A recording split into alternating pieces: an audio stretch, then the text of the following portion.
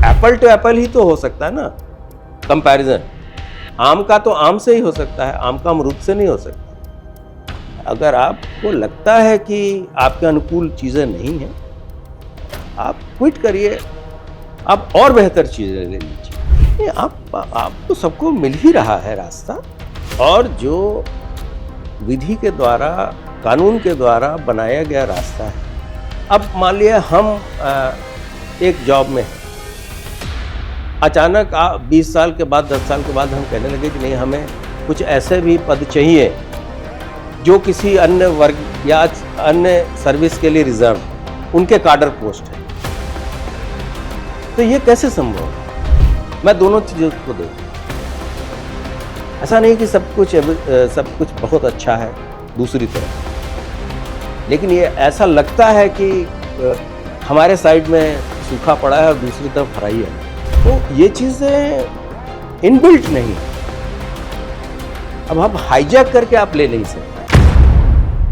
नमस्कार, आप देख रहे हैं दी एज और मैं हूं आपके साथ प्रमोद तिवारी। सीएपीएफ बिल पर विवाद अभी थमा नहीं है। हालांकि पार्लियामेंट से ये बिल पास हो चुका है, लेकिन 27 अप्रैल को सुप्रीम कोर्ट की कंटेम्प्ट सुनवाई में ये मुद्दा फिर से उठने वाला है।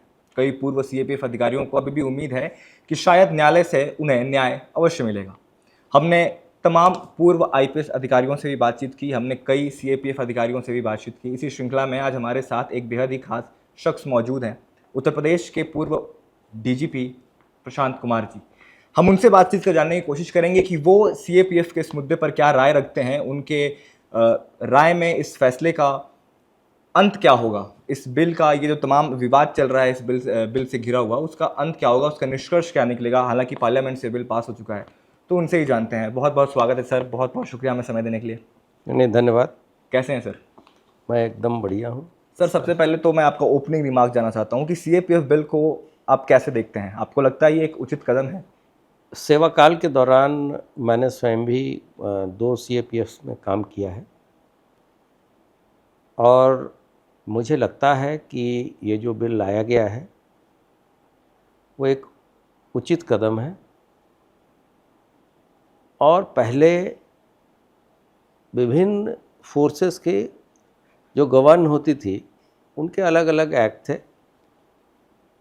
अब एक समेकित एक बिल आया है, उससे सभी लोगों की सभी चीज़ें गवर्न होंगी। जैसे कार्मिक के इशू हैं, नियुक्ति के इशू हैं, डेपुटेशन के इश्यूज़ हैं, अन्य भी बहुत सारी चीज़ें हैं। मेरा सिर्फ ये कहना है कि जब जो हमारे सीएपीएफ के अधिकारी हैं, काफ़ी अच्छे भी हैं और उनको एक लंबा अनुभव रहता है अपने कार्य क्षेत्र का, जब उनकी नियुक्ति हुई और उस समय जो सर्विस कंडीशंस थे, ये कहीं नहीं था कि उनको ये बात पता नहीं थी कि हमारे फोर्स की हायरार्की क्या रहेगी। बाद में आप चीज़ों को गलत तरीके से इंटरप्रेट करके या गलत तथ्यों को, या हो सकता है कि सही तथ्य माननीय न्यायालयों के समक्ष न रखे गए हों, उस आधार पे आपने कोई ऐसा डिसीजन आ गया। लेकिन सरकार ने इन सभी चीज़ों को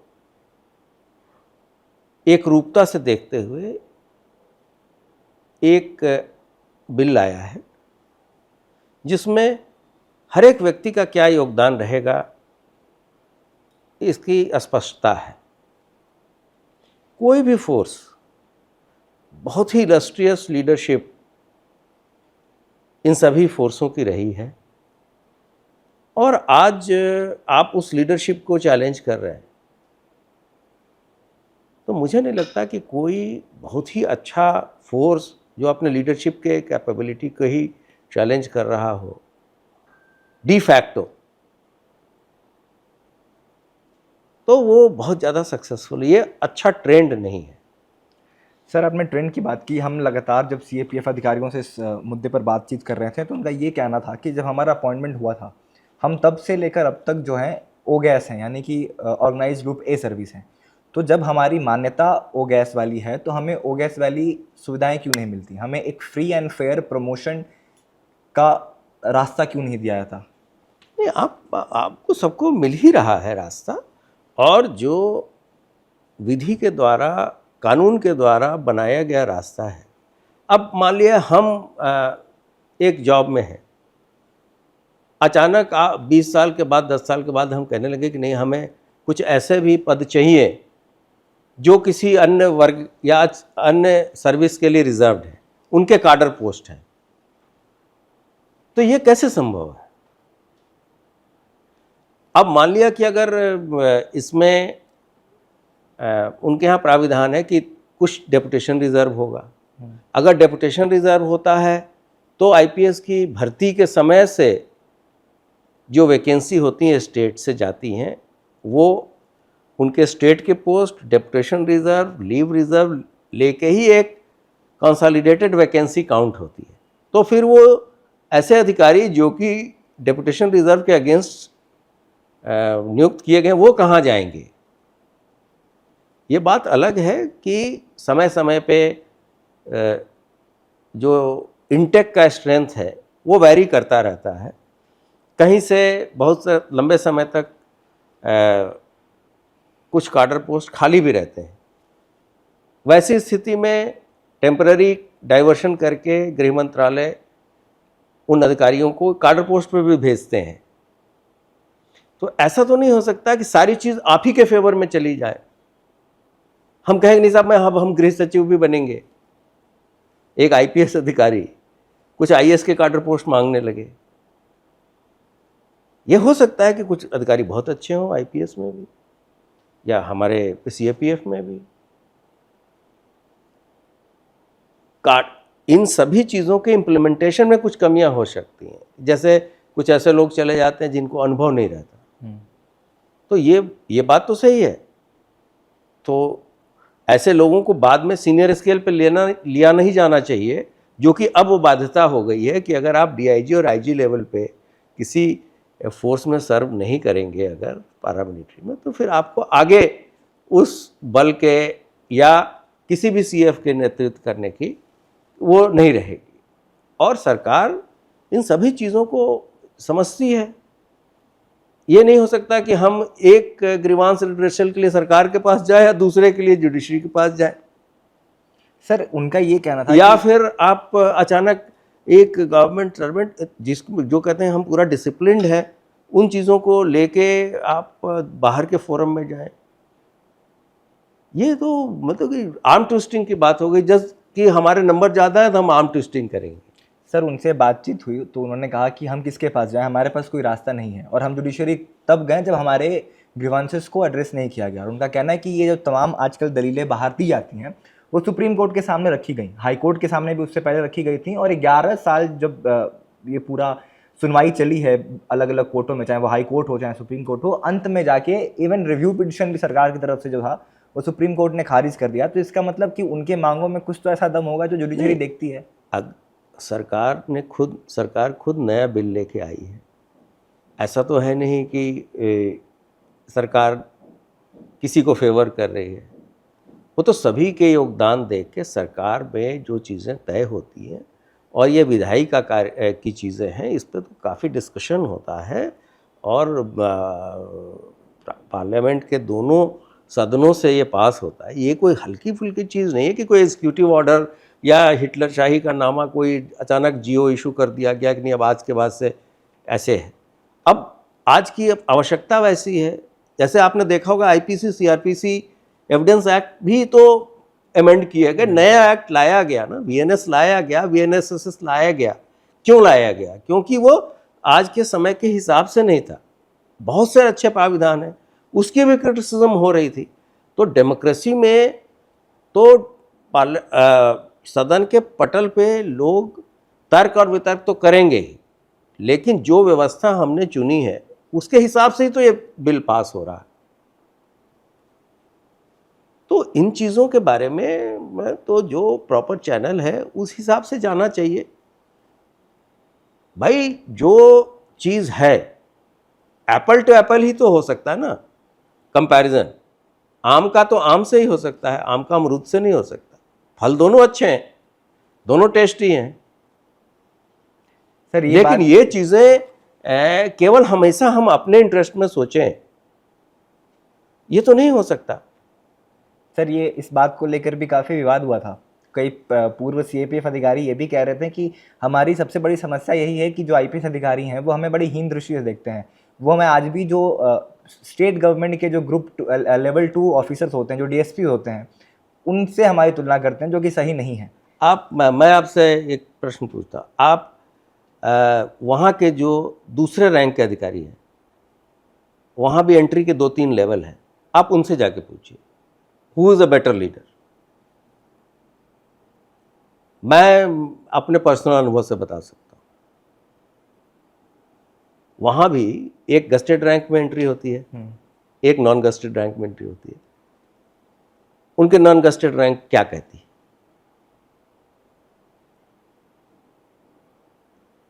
मैं तो केवल अपने बारे में अच्छा नहीं कह सकता हूँ ना, कि मैं आज कहूँ कि नहीं साहब आईपीएस अफसर तो से अच्छे कोई नहीं होते।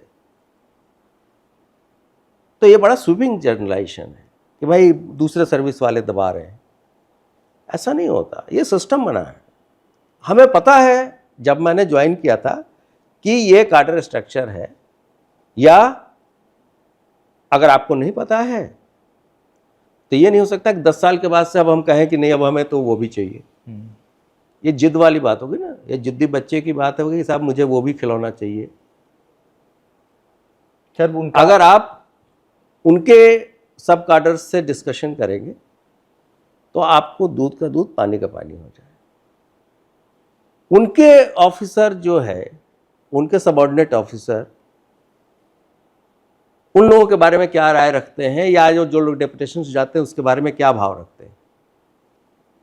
भाव इन द सेंस कि कोई चेहरे देख के नहीं, उनके वर्किंग कैपेसिटी, उनके लीडरशिप क्वालिटी, बहुत सारी ऐसी चीजें होती है जो हायर लेवल पे विभिन्न विभागों से कोऑर्डिनेशन करना पड़ता है। सर अब आपकी बहुत ही ब्रेव, बहुत ही अच्छे लोग होते हैं हमारे जो सीएपीएफ के ऑफिसर हैं, वो भी बहुत अच्छे होते हैं, लेकिन अब मैं ये कहूं कि नहीं गृह सचिव का पद मुझे चाहिए, तो गृह सचिव के बहुत सारे अन्य काम हैं, उनकी ग्रूमिंग दूसरे तरीके से हुई है, वो दूसरे सर्विस से आते हैं, उसको लेके हम लिटिगेशन करें। आप जॉब छोड़ दीजिए, किसी ने तो कहा नहीं है, ये तो कॉन्ट्रैक्ट है सरकार से, आप छोड़िए दूसरी चीज़ करिए और बेटर करिए। देश की सेवा बहुत तरीक़ों से की जा सकती है। सर आपने जो अभी जवाब दिया उससे मेरे जहन में 3 सवाल आ रहे हैं, एक कोऑर्डिनेशन को लेके, एक लीडरशिप को लेके। जब अभी पिछले कुछ दिनों में धरने हो रहे थे, प्रोटेस्ट हो रहे थे, जहाँ सर्विंग जवानों की, जो सर्विंग ऑफिसर्स हैं, उनकी पत्नियाँ भी आई हुई थी, तो उनमें से कुछ लोगों ने कहा कि आईपीएस कहते हैं कि दे आर बेटर लीडर्स, लेकिन उनसे राज्य में दंगे संभाले नहीं जा रहे हैं, उनसे स्टेट का लॉ एंड ऑर्डर संभाला नहीं जा रहा, और फिर कहते हैं कि वी आर बेटर लीडर्स। ये आरोप आप पे लग रहे हैं, आपको लगता है ये सच है सर? नहीं, ये आपको लगता है कि इसमें कोई तथ्य है? सर मैं तो ये तो काल्पनिक चीज़ें हैं। उत्तर प्रदेश में पिछले 9 साल में कोई दंगे हुए हैं? कोई दंगे हुए हैं? नहीं, मैं आपसे पूछना चाहता हूं, नहीं, आपने सुने हैं? नहीं। आप रहने वाले यूपी के हैं? हाँ मैं बिहार का हूँ, बट हाँ हाँ, यूपी आपने सुना होगा कि यूपी का क्या मॉडल है। तो ऐसा नहीं है, मैं कह रहा हूं कि केवल हम ही अच्छे हैं, इस एटीट्यूड के साथ नहीं चलना चाहिए। आरोप प्रत्यारोप की बात नहीं है, एक्सपोजर की भी बात होती है। आपका क्या एक्सपोजर है, या आपने किस तरह की ड्यूटी की है। अगर आपने ऑप्ट किया है तो ये नहीं हो सकता ना कि आप अचानक कहने लगे कि नहीं अब हमने ये किया, अब दूसरा काम भी हम भी करेंगे। अगर सरकार समझती है कि आप बेस्ट हैं, ठीक है, कोई दिक्कत नहीं। सर लेकिन जब सुप्रीम कोर्ट ने कहा कि अपने आदेश में कहा था कि सरकार को इस बात पे चिंतन करने की आवश्यकता है कि कैसे progressively over the next 2 years हम आईपीएस डेपुटेशन जो आईजी लेवल पे है उसको कम कर सकें। अब उसकी वो करने के बजाय सरकार बिल लेकर आती है, और जो पहले एक नॉर्म था उसको कहीं ना कहीं एक कानूनी जामा पहनाती है, जिससे कई लोग कहते हैं कि जो जुडिशरी की इंटीग्रिटी है वो कहीं ना कहीं कॉम्प्रोमाइज हो रही है। देखिए, ये तो अब अगर हमारे मन का नहीं हो तो हम जुडिशरी पे भी आरोप लगाएं, उस पे लगाएं। मेरा कहना है कि सरकार एक संपूर्णता में डिसीजन लेती है, वो सभी चीज़ों को देख। आपको क्या लगता है कि ये लॉबी इतनी स्ट्रांग है जो सरकार को भी बिल लाने के लिए बाध्य करेगी? सरकार में क्या ऐसे लोग बैठे हैं जिनको आप इस तरह के लॉजिक से चलाते हैं? सर, इस पर मैं आने वाला था। ये भी आरोप लग रहा है आप लोगों के ऊपर कि आईपीएस लॉबी को अपीज करने के लिए। नहीं, मेरे ऊपर आप मत लगे, मैं तो एक रिटायर्ड पर्सन हूँ। नहीं, आपके ऊपर नहीं। हाँ। मतलब जो आईपीएस लॉबी है, तो जो कुछ पूर्व सीएपीएफ अधिकारी या जो कुछ बिल का विरोध करने वाले लोग कह रहे हैं कि पॉलिटिकल मास्टर्स जो है अपने आईपीएस लॉबी को बहुत सारी ऐसी चीज़ें हैं जिसको it is like I don't want to wash dirty linen in public. क्योंकि मैंने खुद पूरे 3.5 साल पैरामिलिट्री में किया है काम। बहुत अच्छी फोर्स है, बहुत अच्छा चीज़ रहता है, लेकिन सब जगह चीज़ें कुछ ना कुछ रहती हैं और सरकार जो भी डिसीजन लेती है तो वो एक बड़े होलिस्टिक तरीके से लेती है, सबकी चीज़ों को देखते हुए। और मुझे पूरा विश्वास है कि ये जब भी भर्तियां होती हैं उसमें कभी ये नहीं कहा गया था कि जब हम कि ज्वाइन करते समय कि ये है और उनको नहीं मिल रहा है। आपको भर्ती नहीं होना चाहिए था, आप दूसरे उसमें कर लेते। जो सबसे अच्छा मानते हैं आप वहाँ चले जाते हैं। सर, एक और तर्क ये तो मतलब कि वही बात होगी ना कि हम कहेंगे नहीं साहब पत्रकारिता बेस्ट है, तो मुझे किसी ने रोक नहीं रखा है कि मैं अच्छा पत्रकार न बनूं। हो सकता है कि मैं आपसे अच्छा भी बोल लूं, आपसे अच्छा लिख लूं, मुझे किसी ने नहीं रोका। तो मैं जॉब छोड़ दूं, मैं जाऊं करूं। आप वीआरएस ले लीजिए, आप दूसरा एग्ज़ाम दे दीजिए। सर, एक और तर्क टिप्पणी की गई थी आप लोगों के ऊपर। उन्होंने कहा गया था कि ये जो आईपीएस आईएएस व्यवस्था है ये अंग्रेजों के ज़माने से चली आ रही है, अभी तक ये कॉलोनियल हैंगओवर से बाहर नहीं निकले हैं, अभी भी इनके अंदर एक सुपीरियरिटी कॉम्प्लेक्स है। आप इस जो टिप्पणी है इसको कैसे देखते हैं सर? देखिए, प्रजातांत्रिक व्यवस्था है और इसमें प्रत्येक व्यक्ति अपना एक ओपिनियन रखने के लिए स्वतंत्र है और इस पे किस पे क्या गुजर रही है, बस जूता कहाँ दबा रहा है या सर के ऊपर जो ताज रखा है वो कहाँ आपको प्रेस कर रहा है, ये तो ताज पहनने वाला ही जानता है। हैंगओवर की बात लोग कह सकते हैं, ये भी है कि ये पुरानी सर्विस है, समय समय पे इसको कैसे और public oriented, public service oriented बनाया जाए, इसके बहुत सारे प्रयास भी हो रहे हैं। कोर्सेज चेंज कर रहे हैं, ट्रेनिंग प्रोग्राम्स हो रही है, लगातार सरकार इन पे प्रयास कर रही है। लेकिन ये कहना कि केवल यही गवर्न हो रहे हैं उस कॉलोनियल माइंडसेट से और दूसरा व्यक्ति नहीं हो रहा है, मैं तो आपको बता रहा हूं ना कि आप उनके सब ऑफिसर्स से पूछिए, तब आप पता चलेगा। सर, मैं इस पे भी आने वाला था। उन्होंने कहा कि आईपीएस ऑफिसर्स जो आते हैं ऊपर बैठते हैं उनको काडर की जानकारी नहीं होती है और वो हमारे पास कंपनियां होती हैं, समझ लिए 10 हैं, 5 चली गई इलेक्शन ड्यूटी करने, हमारे पास 5 है, हम ऑलरेडी जवानों को ओवर वर्क करा रहे हैं, उनकी नज़र में हम खराब बन रहे हैं। उसमें हम अगर छुट्टियां मना कर दें तो आईपीएस अधिकारी छुट्टियां दे देते हैं, वो अच्छे बन जाते हैं और हम जवानों की नज़र में बुरे बन जाते हैं। इसको आप कैसे देखिए, मुझे लगता है कि ये तो बहुत ऐसी बातें हो गई जिसपे बहुत हायर लेवल पे बोलना उचित नहीं है। इस तरह की आपको क्या लगता है कि चुनाव ड्यूटी ये राष्ट्रीय ड्यूटी नहीं है, या किसी को शौक है कि इनको कहीं इनकी स्ट्रेंथ काट के कहीं दूसरी जगह भेज दी जाती है? आपको क्या स्टेट पुलिस के में स्ट्रेंथ की प्रॉब्लम नहीं है? विभिन्न स्टेट्स में क्या वैकेंसी की पोजीशन है, वहाँ के जवान कैसे रहते हैं, सिविल पुलिस के जवान कैसे रहते हैं, उन और उसके कंपैरिजन में हमारे सीएपीएफ के जवान कितने अच्छे तरीके से रहते हैं, इसका कभी आपने कंपैरिजन किया है? उस पर कोई जो उनके साथ अच्छा है, जो मेरे साथ अच्छा है उसके बारे में मैं उन चीज़ों को नहीं छेड़ता। जो मेरे सर्विसेज के चैलेंजेस हैं उसको मैं पब्लिक में ले जाके और कंपैरिजन करना शुरू करता हूँ। उनसे कभी आपने पूछा सिविल पुलिस के जवान कितने घंटे काम करते हैं? आप कोई पूछे भाई सिविल पुलिस का जवान, फिर उस पर एक बहुत ही एब्सर्ड लॉजिक देंगे वो। तो ये तो भाई अगर कोई सिविल पुलिस में है तो अब उसके अलग पावर्स है। सर कुछ अधिकारियों की पत्नियां मुझे मिली थी तो वो कह रही हैं कि हमें रहने के लिए अच्छा घर नहीं मिलता, हमारे रिश्ते खत्म हो गए, हमारे सारे रिश्तेदार खत्म हो गए, सब कुछ हमारा चला गया है, कम से कम हमारा प्रमोशन हमें दे दीजिए।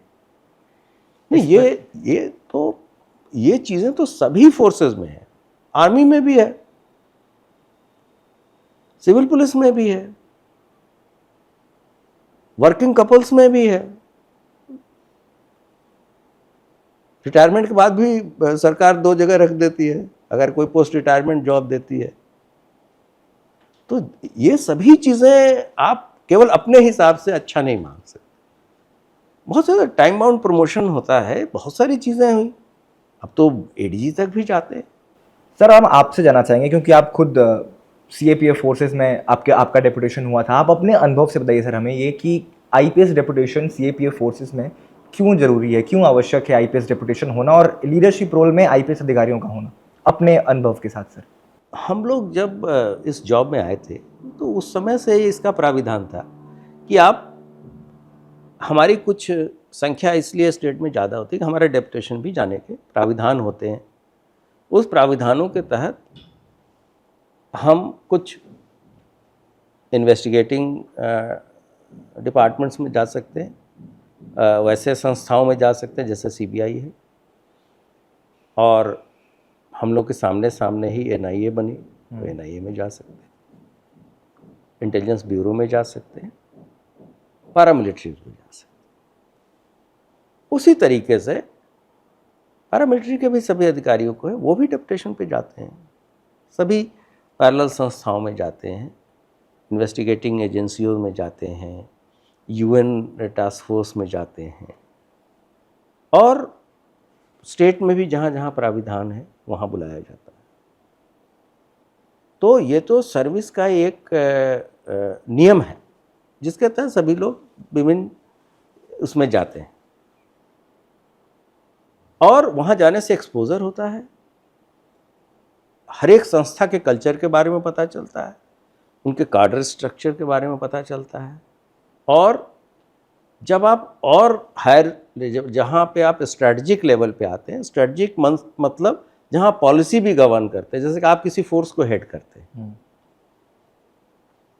तो आप इन चीज़ों को रखते हैं। जब मान लिया कि कोई अगर स्टेट का डीजीपी है, उसको पैरामिलिट्री के साथ काम करने का अनुभव है, तो कभी ऐसी बात हुई जब चुनाव आ गए या कोई डिज़ास्टर हो गया, ऐसी स्थिति जब पैरामिलिट्री भी डिप्लॉय की जाती है, तो कैसे बेहतर कोऑर्डिनेशन है, ये चीज़ें बहुत अच्छे तरीके से करते हैं, चूँकि वो आदमी पैरामिलिट्री में भी रहा।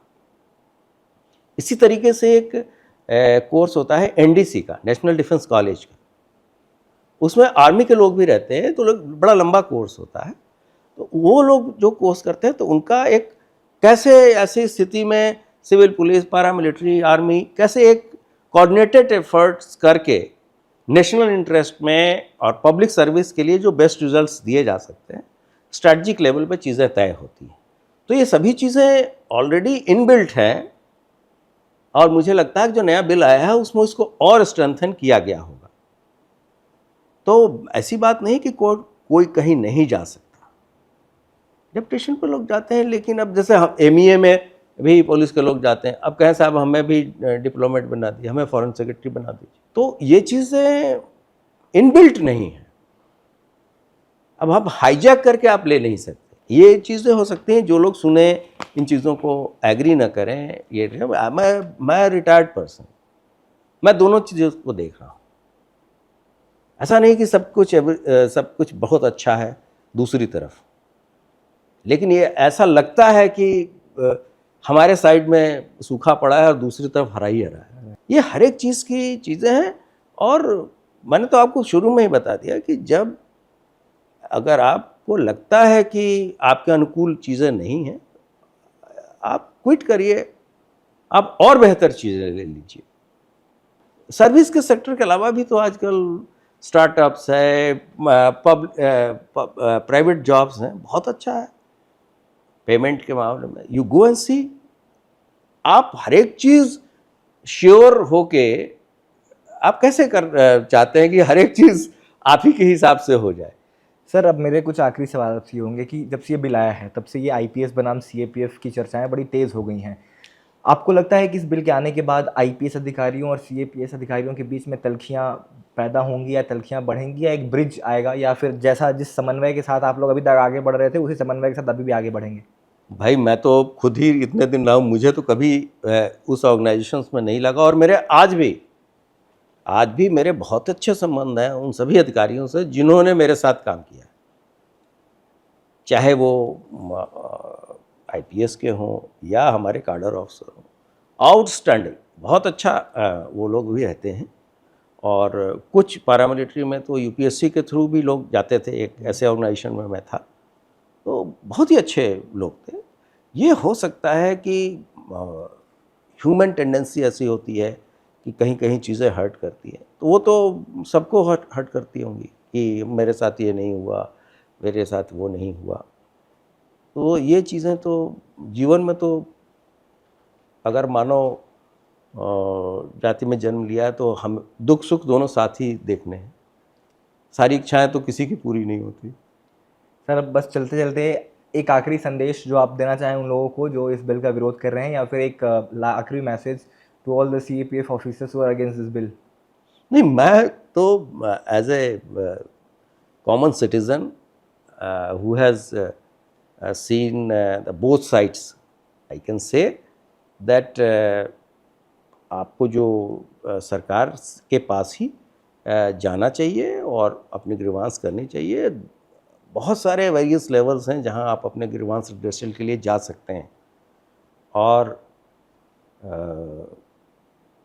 यूनिफॉर्म फोर्सेस में too much of litigation, it's not good.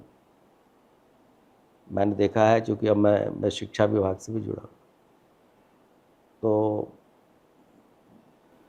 इस विभाग में बहुत सारी लिटिगेशंस होती हैं जो हम लोगों ने अपने पूर्व के पुलिस विभाग में नहीं देखी। बहुत कठिन परिस्थितियों में लोग कार्य करते हैं, फैमिली से अलग रहते हैं, लेकिन फिर भी हंसते हंसते सभी तरह की चीज़ें झेलते हैं, कुर्बानी भी देते हैं, शहीद भी होते हैं, और सभी जगह होते हैं। जो यूनिफॉर्म, ये तो प्रोफेशनल हज़ार्ड है। तो मैं तो चाहूँगा कि कोई भी चीज़ हो आप अपने विभाग के थ्रू और सरकार के थ्रू अपनी बात कहें और व्यवस्था पे विश्वास रखें। ये नहीं हो सकता कि अगर मेरे हिसाब से नहीं हो तो व्यवस्था ही खराब, ये भाव नहीं रखना चाहिए। तो ऐसे आप कभी भी सेटिस्फाइड नहीं रह पाए और आप देश की सेवा पूरी तरीके से नहीं करें। अल्टीमेटली तो देश सेवा की भावना है। ये भी नहीं कि जब आपको भर्ती किया गया था उसके बाद से जो चीज़ें कटेल कर दी गई अचानक, तो ये तो वैसी चीज़ें हैं। और अगर कालांतर में या कभी भी सरकार को ये चीज़ें ऐसी लगती हैं तो सरकार तो फ्री है डिसाइड करने। अगर कोई आदमी 25 साल से डेप्यूटेशन रिजर्व ले के चल रहा है तो पहले तो डेप्यूटेशन रिजर्व को ख़त्म करना पड़ेगा, काडर के स्ट्रेंथ को कम करना पड़ेगा कि भाई अब डेप्यूटेशन नहीं जाना है। तो ये एक बहुत बड़ा वृहद मुद्दा है। ये नेशनल इंटीग्रेशन की भी बात है कि ये ऑल इंडिया सर्विसेज क्यों बनाई गई, ये बहुत बड़ा मुद्दा है कि इससे भी नेशनल इंटीग्रेशन काफ़ी अच्छा होता है कि इनको कहीं भी भेजा जा सकता है, किसी भी जगह काम करने के लिए दिया जा सकता है। ऐसे भी लोग होते हैं भाई काडर ही दूसरा हो जाता है और वहाँ के रह के लोग रह जाते हैं। आप देखेंगे कि हमारे नॉर्थ ईस्ट के लोग आते हैं, वो केरला में रह जाते हैं, तमिलनाडु, वो इतना अच्छा काम करते हैं कि उनकी हीरो वर्शिप होती है उन स्टेट्स में। बिल्कुल। उसी तरीके से साउथ के लोग नॉर्थ में रहते हैं। नॉर्थ, ये भी एक बहुत बड़ा ऑल इंडिया सर्विसेज भी एक बाइंडिंग फोर्स है। तो इन चीज़ों पे भी, मूल भावनाओं पे जाते हुए इन चीज़ों को आगे बढ़ाने की आवश्यकता है। क्योंकि सरकार इसको एक सर्विस के रूप में देखती है कि हम पब्लिक के कितनी मदद कर सकते हैं, हमारी डिलीवरी क्या है जनता के लिए। बहुत शुक्रिया सर हमसे बात करने के लिए। तो ये सुना आपने उत्तर प्रदेश के पूर्व डीजीपी प्रशांत कुमार जी को, उन्होंने बड़ी बेबाकी से अपनी बात आगे रखी। उम्मीद करते हैं आपको ये एपिसोड अच्छी लगी हो। ऐसे ही तमाम इंटरव्यूज़ देखने के लिए देखते रहिए दी एज।